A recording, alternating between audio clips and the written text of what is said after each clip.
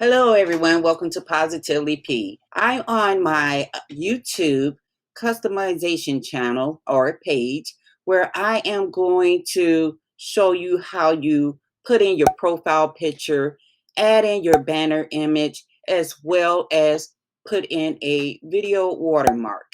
Now on this page here, as you can see, my branding, I put the image that I want for my profile.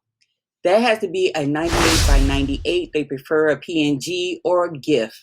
It can't be no more than it could be 4 megabyte or less.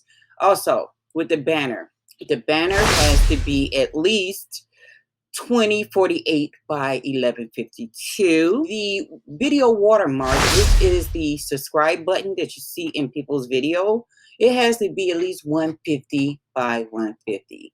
I hope this helped. If not, put a comment below. Thank you.